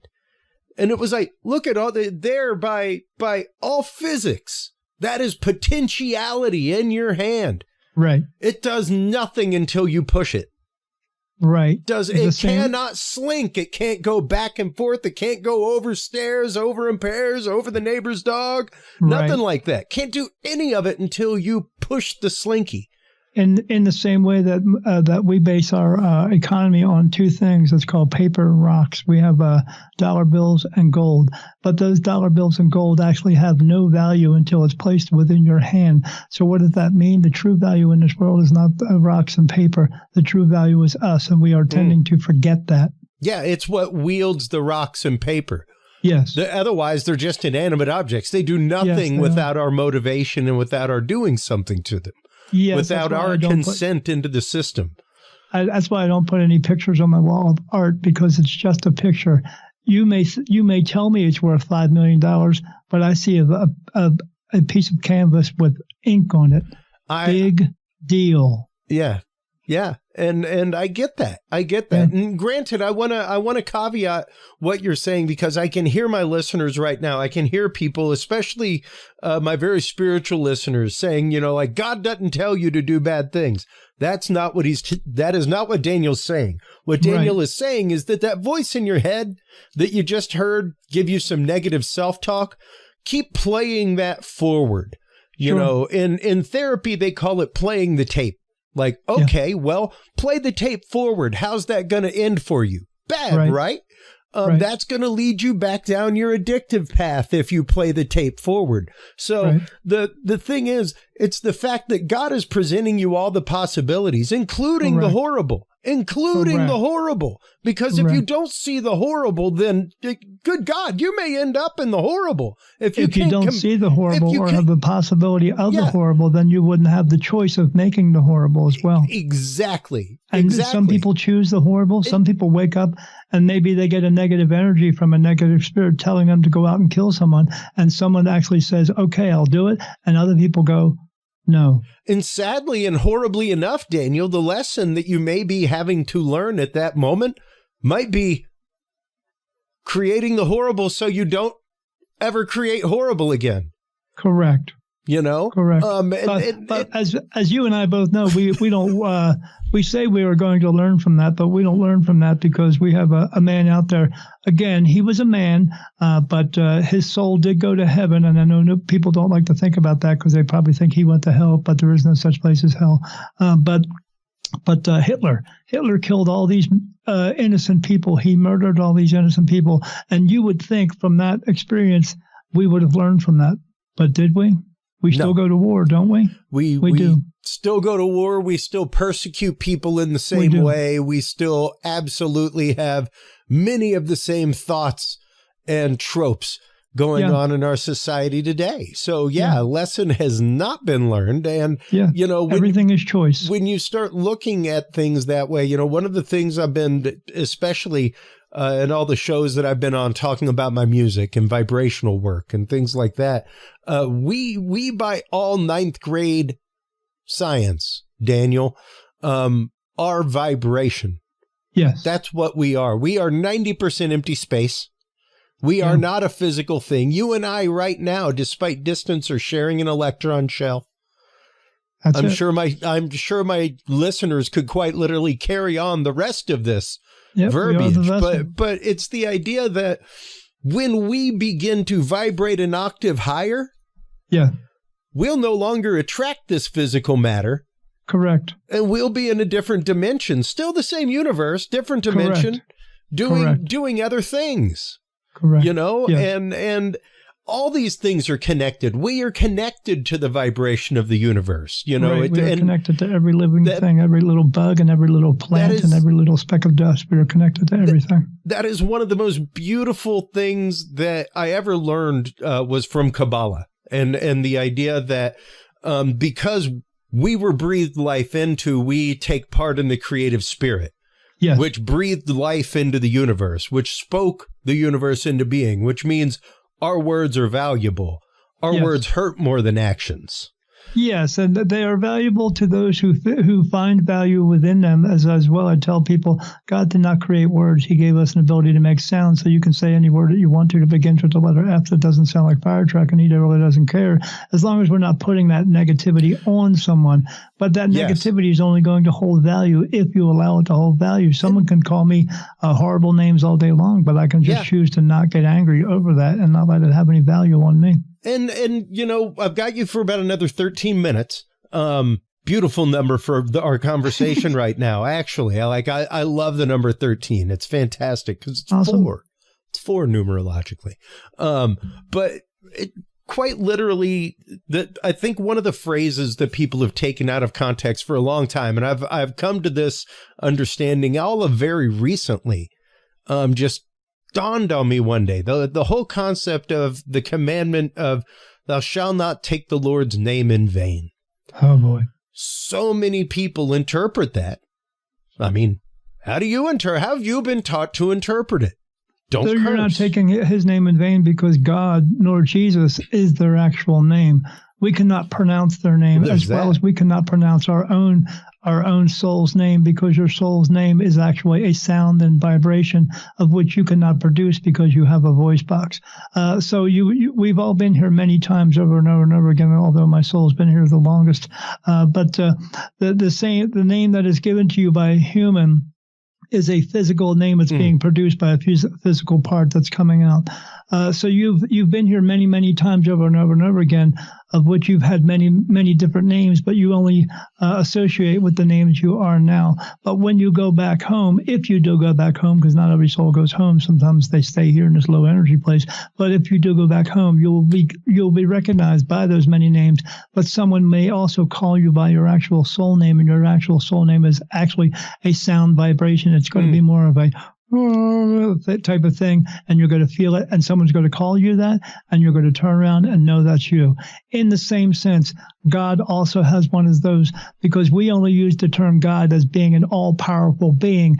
And just like back in the 70s, we called Led Zeppelin the gods of rock and roll because they were all-powerful. In the same way, for you, Chris, it would be Pink Floyd. That's right. But that is not his actual name. So you can say that name all you want to. You're not saying it in vain at all. And again, if God is giving you the choice and the possibility and putting that and those thoughts into you at the same time, then you would be doing what? Not doing anything that he wasn't allowing you to do. Well, yes, and absolutely. And I choose not to look at it as the use of, quote, curse words, things like that. But much more the fact of crying wolf, Daniel. Don't call, because once again, you are tied to that vibration. You are tied to that name. You can summon upon the power of that name and manifest amazing things in the universe around you. Correct. However, you can also damage things in the universe around you by your will. And your will may take over, and that may not be a good thing. So that is what taking the Lord's name in vain is calling on God to help you with something that, hey, maybe you need to help yourself with. Well, and not call on the almighty power of the universe to bend to your will. Yeah, well, the only reason people call upon God is because they're calling upon God out of desperation. True. But God gives you that ability to make choices. And if you'd made the choices that he really wanted you to make and you stayed on that path, you wouldn't have to call out to him by the use of God, desperation, because at that point, if you'd followed the path you were truly meant to be, you wouldn't be at desperation at any moment at your life, especially even with life and death, because people don't understand the life of death. Of when it's your time to go, it's your time to go. When God calls your soul to go home to heaven, it will go. And now some people will say the term like, what about suicide? Again, when you were a child and you were sitting outside playing, if your mom and dad called you to go home, well, you got up and went. Well, your soul is going to go home if it needs to go home. And it may make the body do something in order for that body to pass away. In the same way that it may tell you to get into a car and go to the mall and then you die in a car accident. Well, we would call that an accident, but we call the other one suicide, of which all of it is just one word, blame. Because we don't understand life and death, and the only thing we can do is blame everything for everything. Yeah, and you know that translates directly into the physical world around us. It translates directly into how we perceive the world around us. Yes. You know, it's how we cope with what's going on around us. Yeah, absolutely. Yeah. And you know, this has been a beautiful conversation, man. We have about 8 minutes left. How do people start to take these messages to heart, Daniel? How do they begin to feel that divine moving in their life? How do they help others around them? And when I say divine, I mean like capital D, D, like cosmos, universal, divine, because there is something beyond all of us that ties us together and moves us. Sure. And I'll explain that. How do people tune into that? I'll explain that in one simple phrase. We all live on the same planet. No one's going anywhere anytime soon, so we better start to get along with each other before we annihilate each other. We can take care of each other. We can stop judging each other. When someone walks past you and you look at them and you look at their clothes and you're about to judge them, you take a self-inventory and think about yourself and all the things that you've been through in your entire life, and think about all the crap you've been through, and then look back at that person and bite your tongue and walk away, because you don't have the ability to do that. None of us do. And we need to take these messages that we get daily when you wake up in the morning and something is telling you in your gut feeling, we call it intuition, but it is your soul speaking to you. When it is telling you to do that, listen to it, trust it, and follow through with what it's telling you to do. And every time that you do that, it's going to set you on that correct path. If you use your ego and free will too much about you, then you're going to be on the incorrect path. So you listen to what it's telling you to do, and then it's going to put you in the places of where you need to actually fulfill your purpose. And he wants us to do that so that we can go home and stay home. But if we don't listen to it, it's not going to happen. And you're still going to live your life, but you're going to come back over and over and over again until he feels as though you got it right. Yeah. And that's the way that it is. So as long as you listen, trust, and follow through with what is being told to you, because it's being brought to you by your spirit guides and sometimes angels, not so much archangels, because they deal with the big picture things, but as they deal with more as a collective and not just as an individual. Why? Because you don't need an archangel to go get a cup of freaking coffee. That's why. You don't need an angel to go get a cup of freaking coffee. That's why. Yeah. But when you get those messages that are telling you to move forward, move forward with those messages and stay away from the negativity, stay away from everything that is a total distraction in your life, because those are the people who want to tell you how to live your life the way they want you to live it and give them 10%. They don't want you to believe in anything about yourself can have that power, but you can have that power, and you do have that power because you are enough of everything and anything. You can do anything you want. You just have to have the trust and faith within yourself in order to do that. But use that free will for the good of not just you, but the good of all humanity. There was a commercial back in the 70s about this commercial of shampoo. Because the shampoo was so good, I would tell my friend, and so on and so on and so on. And that is what he wants us to do. That's right. That's what he wants us to do. Even within my book, I have a chapter 12. It's called The Basics. These are 25 channeled messages that come from archangels that are telling us how to live our lives, to be the best version of ourselves at the same time. Not only doing that, but bringing it to other people so they can do the same thing. So eventually we can get this place back on track. Well, and it'll be a wonderful world to live in. That's just it, Daniel. And, you know, I know I gave the example on your show of you got to swing to hit something whenever you step up to the base. But correct. It's not just about stepping up. The same way that is a consent into the system of effort. You have to remember that in order to hit something, you have to swing. You don't always have to swing. You don't always have to respond to the fight that's invited to you. Right. How do you win the war with inside of you? The war that's going on? Is it a war of attrition? Is it even worth fighting? Is it, what's the point of even being right? Yeah. You know, quite literally, let the ego go and learn to just explore somebody and what they believe and why they believe it. Yes. And leave it at that. And consider it one more beautiful facet on the gem that is that person. You don't have to work that facet and polish it for them or anything like that. Accept the gem the way it is. Yes, and hopefully they will figure out how to polish it themselves. Yeah. If they need to polish it, here. Who are you to say that they need to polish it? Yeah, you know? They can just look at it if they want to. Yeah. It's up to them. It's up to make that choice, because everyone is meant to be here. Because if you were not meant to be here, you wouldn't be. Exactly. And as soon as you're not meant to be, you won't be.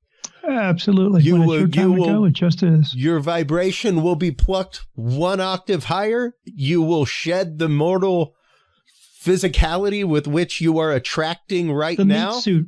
Yeah, the meat suit. And you'll move on to another realm, man. And yes, when it's your time to go. Yeah. And what a beautiful idea to know that, you are, by all physics, your energy cannot be created or destroyed. Your vibration can never stop vibrating.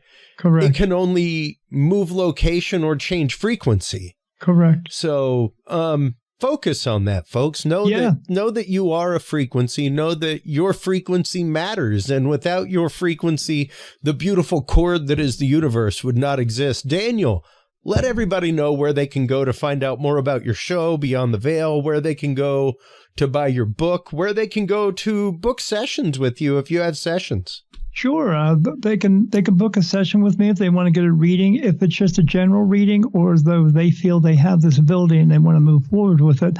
They can reach me at www.spiritmediumdaniel.com to book a reading. If they want to read my book about how everything happened to me and for me, it's called Daniel Jackson, The New Beginning, My Awakening as a Spirit Medium. Just go to Amazon and put that into the search bar. Daniel Jackson, The New Beginning, My Awakening as a Spirit Medium. The paperback is $8 and the ebook is $6.49. But if they want to find my show has now moved. So you can find all the older shows on www.beyond-the-veil.com. That's all the older material, but all my new material that is coming out on a brand new spiritual streaming network that'll be going live soon. It is called Ethereal TV, etherealnetworks.com or etherealtv.net. And you can find Beyond the Veil with Daniel Jackson there. Like I said, everything new will be coming out there. Awesome. And you'll be able to find that on the website at etherealtv.net, or you can go and find that on Roku and Fire TV. Fantastic. Well, Daniel, thanks so much for coming on, man. Pleasure talking with you as always. Appreciate it. I love this conversation because I am all about helping people find a way to change their vibration, helping people find a way to stop fighting that war of attrition and banging their head against the wall, to literally sand a peg to fit in a hole that it doesn't need to fit in. You're a beautiful peg the way you are. You know, we don't need every tiny little finessable answer. That's right. We just need the answer and then to move forward with it. Daniel, thank you so much once again. Please do hold the line while we close things out with our audience. While you are online checking out everything from Daniel Jackson, stop on by Curious Realm. CuriousRealm.com is where you can find all the episodes. That is where you can like, follow, subscribe, share, comment. That is where on CuriousRealm.com/videos that you can find all of our guest YouTube channels embedded, all right there in one location, nice and easy to follow, keep up with all their stuff.